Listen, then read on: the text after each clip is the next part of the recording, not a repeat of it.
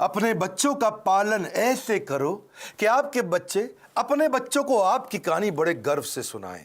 नमस्कार, मैं Vivek Bindra, founder and CEO बड़ा बिजनेस.com। आज बात करेंगे बच्चों को काबिल बनाने का सबसे बड़ा रहस्य। और वो क्या है सबसे बड़ा रहस्य? पेरेंटिंग की बात करेंगे। आज ऐसे टिप्स दूंगा, हिल जाएंगे। अभिमन्यु को चक्रव्यूह भेदने की सारी कला मां के गर्भ में ही सीखने का अवसर मिल गया था। प्रहलाद 5 साल से कम उम्र के अंदर सारे शास्त्र सीख गए थे। होलिका का दहन हो गया, लेकिन प्रहलाद का दहन नहीं हुआ। होलिका, जिसको आग में ना जलने का वरदान था, वो भी जल गई। पेरेंट्स, वो पहले, they are first looking glass of their children. So to be in your child memory, बच्चों की मेमोरी में रहने के लिए आपको उनके जीवन में रहना पड़ेगा। सबसे पहले, कितने भी झगड़े हो माता पिता के आपस में निपटा देने चाहिए। पेरेंटिंग है, मदरिंग फादरिंग नहीं है। मदर अकेले फादर अकेले नहीं, पेरेंटिंग दोनों चाहिए है। नुकसान बड़ा हो जाता है, वरना 1 साल तक बोलना और चलना सिखाते हो छोटे बच्चे को। आप 1 साल तक उसको बोलना चलना सिखाते हो, बोलो बोलो बेटा बोलो, सीखता है।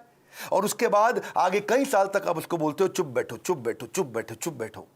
बोलना भी बंद, चलना भी बंद, चुप बैठो चुप बैठो चुप बैठो। तो क्यों सिखाया 1 साल तक बोलो चलो, अब बोल रहे हो चुप बैठो। बच्चों को यह मत सिखाओ कि वो क्या सोचे, ये सिखाओ कि वो कैसे सोचे। Because a badly parented child is a lost child. परवरिश की परख जो होगी ना आपकी, वो इस बात से होएगी कि बुढ़ापे में वो आपका कितना साथ देने वाले हैं। खराब परवरिश के कारण उसके सोशल स्किल वो खत्म हो जाते हैं, अनरिलायबल हो जाता है, अनस्टेबल, केयरलेस बच्चा होता है, आर्ग्यूमेंटेटिव होता है। आपका बच्चा रिजिड हो गया, जिद्दी है, रूड है, इनडिसिप्लिन्ड है, एंटी सोशल बिहेवियर हो रहा है, उसका अकेलापन महसूस करता है, कभी कभी पेसिमिस्टिक है, सेल्फ डिफीटिंग थॉट्स आते हैं, सीक्रेटिव है, बताता नहीं बातें अपनी, छुपाता है आपसे, सब कुछ छुपाता है, आपको दोस्त नहीं समझता, उसके अंदर फियर ऑफ फेलियर है। ये सब क्यों है? अगर आपकी पेरेंटिंग कमजोर है तो यही नुकसान होंगे। बच्चे बड़ों की बात सुनने में अच्छे नहीं होते, वो बड़ों को कॉपी करने में ज्यादा अच्छे होते हैं। भगवद गीता में कृष्ण ने कहा है, यद यद आचरति श्रेष्ठ तत्तद एव तरुजना। यद यद तत्तद, जैसा जैसा वैसा वैसा। मेरी बात समझिएगा, जैसा जैसा फादर कहेगा वैसा वैसा बच्चा नहीं करेगा, पर जैसा जैसा फादर करेगा वैसा वैसा बच्चा अपने आप करेगा। क्या मतलब हुआ? अगर आप बोलोगे तो नहीं मानेगा, आप करोगे तो अपने आप करेगा। इसका मतलब बच्चे कॉपी करना जानते, सुनना नहीं जानते। आप उन्हें इंस्ट्रक्शन मत दो, इंस्पिरेशन क्रिएट करो, वो अपने आप करेंगे। जैसा जैसा लीडर कहेगा वैसा वैसा फॉलोअर नहीं करेगा, लेकिन जैसा जैसा लीडर करेगा वैसा वैसा फॉलोअर अपने आप करेगा। और यही माता पिता और बच्चों के साथ भी होता है। एक बात समझिए कि greatest mark of parent is how they treat their child when no one is looking. जब कोई नहीं देख रहा हो, आप अपने बच्चों को कैसे डील करते हैं। 3 F याद रखिएगा। फर्म रहिए बच्चों के साथ, जो काम की बात है उस पर टिके रहिए, फेयर रहिए, जबरदस्ती सजा मत दीजिए, और फ्रेंडली भी रहिए, ताकि कभी सजा देनी भी पड़ जाए तो मित्रवत व्यवहार बना रहे आपका उसके साथ में। टेक्निकली ना 4 प्रकार के माता पिता होते हैं, मेरी बात को समझना। एक होते हैं अथॉरिटेरियन, जैसा बोला वैसा कर, जितना बोला उतना कर, ये अथॉरिटी है। एक होता है डेमोक्रेटिक, मिल बांट करके बात करते हैं, बच्चों की सुनते हैं। पहले के ज़माने में अथॉरिटेरियन चलता था, आजकल डेमोक्रेटिक ज़्यादा ठीक रहता है। डेमोक्रेटिक मतलब बच्चों को इन्वॉल्व करें, उनको इन्फॉर्म ना करें, बच्चों के साथ मिलकर चर्चा करें, उनके साथ समय बिताएं, उनकी भी सुने, अपनी भी सुनाएं। और एक होते हैं परमिसिव, तेरा जो मन करता है कर ले, उसको जो चाहिए उसको दिला दिया, उसको जैसा गिफ्ट चाहिए उसको वैसा दे दिया, जो गाड़ी बाइक मांगता तुरंत दे दिया, जो मोबाइल चाहिए तुरंत दे दिया। परमिसिव, कोई मतलब ही नहीं है। लेकिन इससे भी ज़्यादा खराब है नेग्लेक्टफुल, अनइन्वॉल्व। वो क्या है? बच्चा क्या कर रहा है, किससे दोस्ती कर रहा है, किसके साथ उठता बैठता है, कोई जानकारी नहीं है, कंप्लीटली नेग्लेक्ट कर रहे हैं। आप कौन है? अथॉरिटेरियन है, जितना बोला उतना कर। डेमोक्रेटिक है, मिल बांट के रिश्ता बनाते हैं। परमिसिव है, जो करना है कर। नेग्लेक्टफुल, पता ही नहीं है कि क्या कर रहा है वो। तो 4 में से सबसे अच्छा है डेमोक्रेटिक पेरेंट होना। बिकॉज आप नहीं तो बच्चा बर्बाद हो जाता है, वो झूठ बोलना शुरू कर देता है। और अगर वो ज्यादा झूठ बोल रहा है, इसका मतलब आपने बहुत रिएक्ट किया था उसकी पुरानी गलतियों के ऊपर, और फिर वो सीक्रेटिव हो जाता है और अपनी बातें नहीं बताता। मैदान में हारा हुआ इंसान तो जीत सकता है, लेकिन मन से हारा हुआ इंसान कभी नहीं जीत सकता। तो मन से ना हारे बच्चा। अब सुनिए पेरेंटिंग के असली टिप्स। पहला टिप, इनकरेज करिए अपने बच्चे को, वो बचपन से इनोवेटिव थॉट प्रोसेस बिल्ड करें। उसको ऐसे प्रश्न पूछिए कि वो इनोवेशन बिल्ड कर सके। दूसरा, उसके साथ बैठ के किताबें पढ़िए और अच्छे वीडियोस देखिए। ये नहीं उसको बता दिया, उसके साथ बैठिए, खुद भी पढ़िए, चर्चा करिए उसके साथ में। तीसरा, कुछ क्वेश्चनिंग का आपस में फॉर्मेट बिल्ड करिए, म्यूचुअल क्वेश्चनिंग, कुछ वो आपसे पूछे, कुछ आप उससे पूछो, और खास तौर से आप उससे पूछो, वो आंसर करे, ज़्यादा बोलेगा, रिलेशनशिप बनेगा। प्ले विद योर चाइल्ड, उसके साथ खेलिए, फ्रेंडशिप इज द की। उसकी दोस्ती हो गई तो आपसे कभी मन नहीं चुराएगा। अगला मेरा पॉइंट है बजटिंग। बच्चे को बजटिंग सिखाओ, उससे उसके इमोशनल रिक्वायरमेंट कम होगी, इंटेलेक्चुअल कैपेबिलिटी बढ़ेगी। बजटिंग का मतलब क्या हुआ, आप उसको बता सकते हो कि भाई तुम्हें 500 रुपया हफ्ता दूंगा, उदाहरण है, आप अपनी कैपेसिटी के हिसाब से डिसाइड कर लो। 500 रुपया हफ्ता मतलब 2000 रुपया महीना मिलेगा तुमको। अब तुम्हें कोई गेम खरीदनी है, कोई खिलौना खरीदना है, बहुत इच्छा कर रही है, लेकिन तुम्हारे बजट में नहीं आता, तो तुम एक महीना रुको, अगले महीने जब तुम्हारे पास 2000 की जगह 4000 हो जाएंगे तब खरीद लेना। अगर वो 6000 का है तो 3 महीना रुको, 3 महीने बाद खरीद लेना, पैसा इकट्ठा करो। इससे वो अपनी इमोशनल डिजायर्स को रेगुलेट करना सीख पाएगा। उसको बचपन से आपने थोड़ा थोड़ा फाइनेंस सिखा दिया, वो बचपन में ही कैलकुलेटर लेकर के समझने लग जाएगा, हिसाब लगाने लग जाएगा। उसको लर्निंग, स्पीकिंग, रीडिंग, राइटिंग, इसको बोलते हैं LSRW, इसकी प्रैक्टिस कराओ। अब कभी भी अगर कोई कहानी भी सुनानी हो बच्चों को, तो कहानी किसकी सुनाओ, कुछ हेल्दी फूड के बारे में, खाने की ईटिंग हैबिट्स के बारे में, या कुछ सक्सेस के बारे में कहानी सुनाइए। क्वेश्चन आंसर की टेक्निक बहुत काम आती है। उसको सिनेरियोज देकर के क्वेश्चंस करो कि अगर ऐसा हो तो क्या करना चाहिए, ऐसी परिस्थिति में क्या करना चाहिए, तो वो सोचेगा। जब वो अच्छा सोचेगा, उत्तर देगा आपको, तो अपने आप सफल होगा। उसको पैशन ओरिएंटेड कंटेंट दिखाओ। उसका वीडियो गेम खेलने का मन करता है, उसके अंदर देखो स्किल क्या है, उस स्किल के हिसाब के वीडियोज उसके साथ बैठ के देखो, उस स्किल के हिसाब के उसको स्किल की ट्रेनिंग भी दिलाओ। उसको अगर वो बाहर खेलने नहीं जा रहा है, अंदर केवल कंप्यूटर गेम पे लगा है, या केवल बाहर खेलने जा रहा है और कंप्यूटर पे बिल्कुल नहीं बैठता, इक्वल वेटेज दो। कंप्यूटर गेम्स से भी बच्चे का माइंड शार्प होता है, और बाहर भी खेलने जाए। यानी कि फिजिकल और इंटेलेक्चुअल दोनों कैपेबिलिटीज उसकी बिल्ड करनी जरूरी है। आप उसको अलग अलग सिनेरियो के जब क्वेश्चंस करते हो ना, तो उसमें रिस्क और फेलियर को भी थोड़ा थोड़ा आने दो उसकी लाइफ में। थोड़ा स्मॉल रिस्क, स्मॉल फेलियर आने दो, तभी बाउंस बैक करना सीखेगा। उससे वो प्रॉब्लम सॉल्व करनी सीखेगा, और problem solving is a game changer. मेरा एक इंपॉर्टेंट सजेशन है, अपने बच्चे के साथ में मोटिवेशनल कंटेंट बैठ करके कंज्यूम करें, यानी इससे उसका कैन डू एटीट्यूड बढ़ेगा। मैं भी कर सकता हूं। मोटिवेशनल कंटेंट के लिए जो भी अच्छे वीडियोस हैं, केवल मैं मेरे वीडियोस नहीं बोलता हूं, कई प्रकार की इंस्पिरेशनल स्टोरी बेस्ड वीडियोस आते हैं, कई एनिमेटेड वीडियोस होते हैं। उसके साथ बैठो, देखो, उससे पूछो आपने क्या सीखा, फिर आप बताओ आपने खुद क्या सीखा, फिर वो बताए उसने क्या सीखा। तो इससे उसके अंदर कैन डू एटीट्यूड बिल्ड होगा, और हो सके तो थोड़ा ऑर्गेनाइज करने में उसकी मदद करो। उसके साथ बैठ करके देखो, अपने आप बच्चा ऑर्गेनाइज कभी नहीं होगा। बेड लगाना तो आप मत लगाएं, अगर आप माँ हैं, बच्चे को साथ में लगाएं कि हम दोनों मिलकर आज बेड लगाएंगे, हम दोनों मिलकर आज अलमारी सेट करेंगे, हम दोनों मिलकर आज वॉशरूम साफ करेंगे, हम दोनों मिलकर के आज अपनी स्टेशनरी को ऑर्गेनाइज करेंगे, हम दोनों मिलकर के आज किताबों के कवर चढ़ाएंगे। और उसके बाद धीरे धीरे आप उसको बोले अब तुम करके दिखाओ, पहले आप करो और वो करे साथ में, फिर उसके बाद उसको बोलो अब तुम अकेले करके दिखाओ मुझको।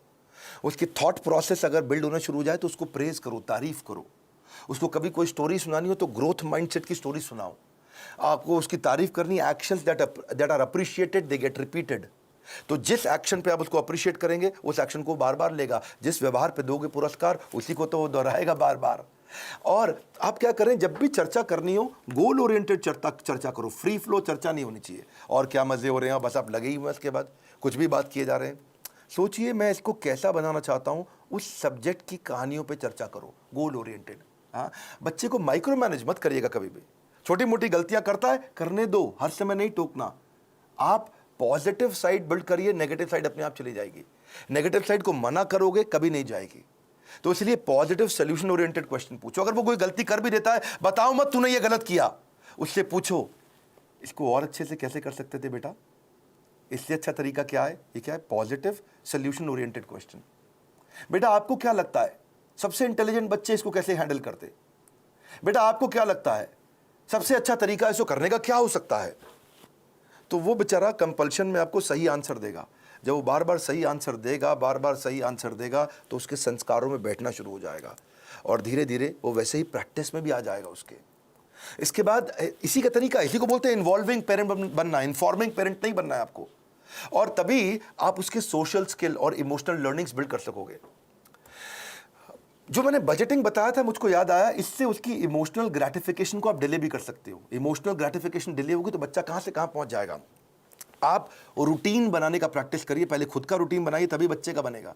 ये नहीं कि आप आजकल वर्क फ्रॉम होम में बिस्तरे पे पड़े हुए हैं तो बच्चा भी ऐसे ही लेटा रहेगा, बैठेगा, अपनी क्लास नहीं अटेंड करेगा वो।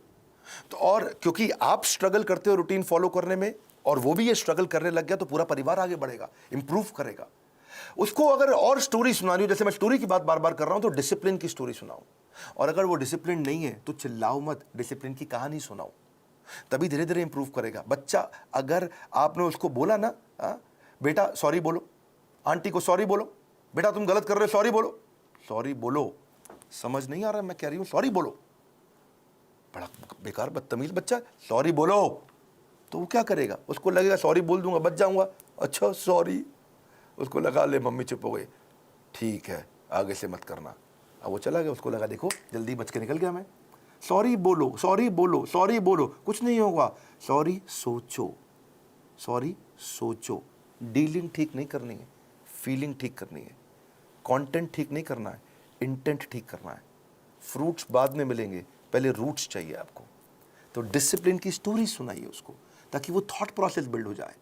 पब्लिक में उसकी बेइज्जती कभी मत करो, आपको पब्लिक में उसकी तारीफ करो, बेइज्जती कभी करनी है, या बेइज्जती मतलब थोड़ा करेक्शन भी देना है तो प्राइवेट में करो, अकेले में करो।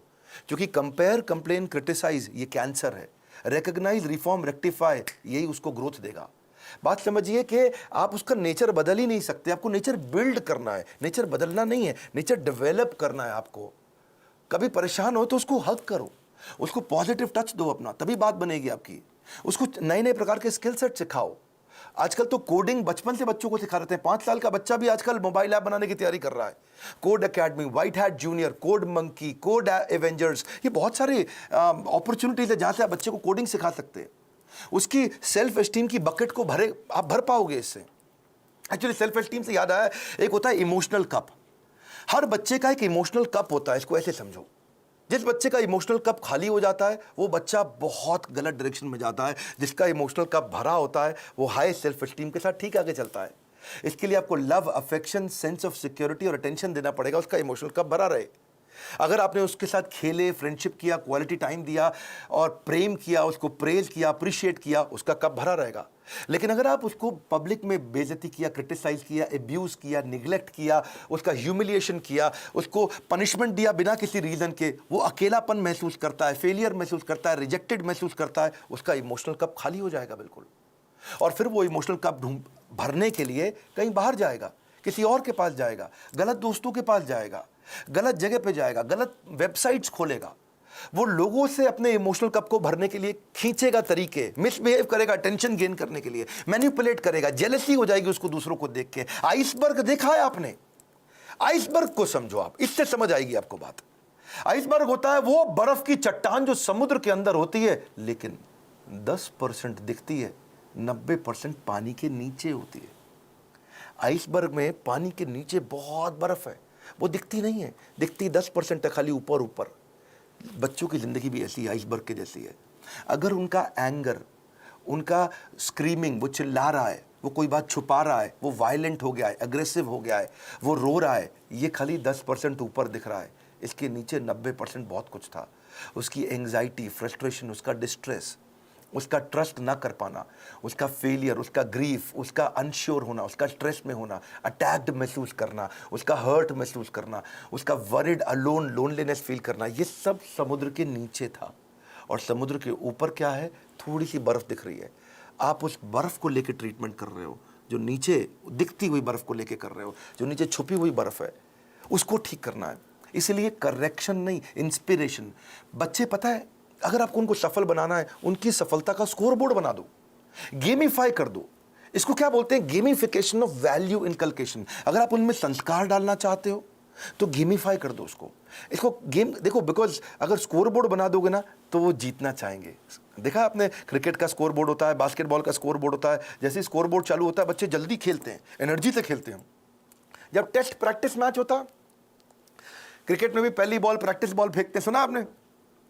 कौन खेलता है? उसने बल्ला घुमाता नहीं बच्चा, ठीक, क्या फर्क पड़ता है, आउट भी हो जाए तो भी कोई फर्क नहीं पड़ता। लेकिन जैसे ही स्कोर बोर्ड शुरू होता है, बच्चे जान लगा के खेलते हैं, अबे जीतना है अपने को, एनर्जी आ जाती है उनकी। वैसे ही आप भी कुछ इसको वैल्यू, संस्कारों को बिल्ड करने के लिए गेम क्यों नहीं बना देते? कोई टोकन लेके आओ बाजार से, उस पर 1 रुपया, 2 रुपया, 5 रुपया, 10 रुपया लिखो टोकन पे, और उनके साथ डिस्कस करो। अगर ये बिहेवियर करोगे तो तुम्हारे इस बॉक्स के अंदर मैं 2 रुपए का टोकन डालूंगी, 5 रुपए का डालूंगी, 10 रुपए का डालूंगी या डालूंगा अगर आप पिता हैं तो। और अगर तुमने ये गलत बिहेवियर किया तो ये टोकन बाहर निकल जाएगा, तुम्हारा रोज का स्कोर बोर्ड बनेगा शाम को। अगर वो सुबह टाइम से उठा तो 2 रुपया मिला, अगर उसने ब्रश टाइम से किया तो 2 रुपया मिला। रुपया मतलब पॉइंट, आपने बोला, मैं पॉइंट कह रहा हूं, उसको रुपया दें या पॉइंट दें, लेकिन बाद में उसको रिडीम करने का तरीका बना दो, है जी। अगर टाइम से होमवर्क किया तो 5 नंबर मिल गए या रुपया मिल गया। अगर आप वो समय से सोने चला गया तो 2 रुपया मिल गया। अगर वो समय से खाना खाएगा तो 7 रुपया मिल गया। अगर टेंट्रम करेगा तो काट लो, सामान फेंक रहा है इधर उधर तो काट लो, उसमें से निकाल लो, चिल्ला रहा है, गाली दे रहा है तो 7 रुपया निकाल लो। अगर मिसबिहेव कर रहा है माता पिता के साथ तो 10 रुपया निकाल लो। ओबे नहीं कर रहा आपकी बात, 7 रुपया निकाल लो। किसी को गाली देता है, थूक देता है किसी के ऊपर तो 10 रुपया निकाल लो। तो आपने तरीका निकाला। इससे क्या होगा, शुरू शुरू में तो पॉइंट के चक्कर में वो अच्छे बिहेवियर्स को प्रैक्टिस कर जाएगा, पर आने वाले समय के अंदर वो उसकी आदत बन चुकी होगी, वो उसके बिहेवियर में, उसकी प्रैक्टिस में आ चुका होगा, और फिर उसकी लाइफ चेंज। इसको बोलते हैं गेमिफिकेशन।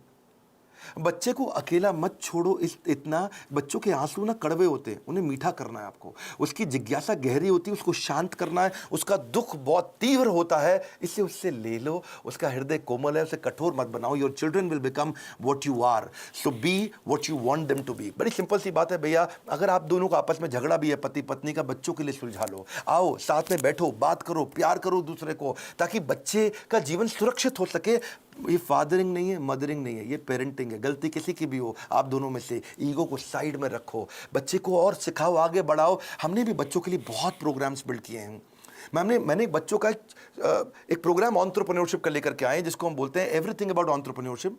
और वो स्टूडेंट्स के लिए, अर्ली एज से बच्चे सीखते हैं कि वो कैसे छोटा छोटा बिजनेस शुरू कर सकें, कैसे पहले 100 कस्टमर को अट्रैक्ट करें, कैसे वो अपनी सेल्फ कोचिंग डायरी बनाए, कैसे वो कंपटीशन को समझें, कैसे वो प्रोडक्टिव हो सके, कैसे वो अपनी कम कॉस्ट के अंदर बिजनेस शुरू करें, बिजनेस को प्लान कैसे करें, फाइनेंशियल डिसिप्लिन क्या होता है, कॉस्ट को कैसे ऑप्टिमाइज करते हो, low cost marketing, low cost branding क्या है, $0 मार्केटिंग क्या है, 60 सेकंड में सेल्स की पिच कैसे दे दी जाए, सेविंग्स को वेल्थ कैसे बनाए, कंपनी को शुरू कैसे करते हैं, कंपनी फॉर्मेशन का तरीका क्या है, 2-4 लोगों को अगर हायर भी करेगा शुरू में तो एफिशिएंसी कैसे बिल्ड करेगा, हाई परफॉर्मेंस कल्चर कैसे लेके आएगा, स्कोरबोर्ड अपने कैसे बनाएगा, एम्प्लॉइज़ को एंटरप्रेन्योर कैसे बनाएगा, कंज्यूमर इनसाइट क्या होती है, कस्टमर को कैसे समझेगा, प्रोडक्ट बनाने का तरीका क्या है, कम खर्चे में बिजनेस शुरू करने के सारे आइडियाज, चाहे वो चैटबॉट बनाएं, फ्री के चैटबॉट मिलते हैं।